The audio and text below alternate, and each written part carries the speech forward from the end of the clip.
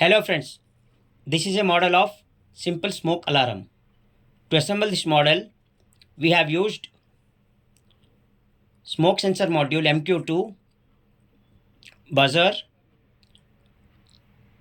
9-volt battery holder with switch, 9-volt battery and wooden base to mount all this material. Now let's see the working. Take a dhoop stick and place it near to the sensor. I switched on the circuit. Keep this dhoop stick near to the smoke sensor.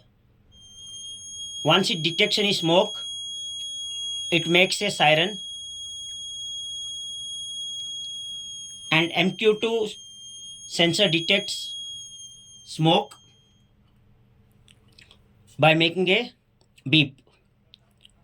In this way, it detects any smoke in the area and makes a beep.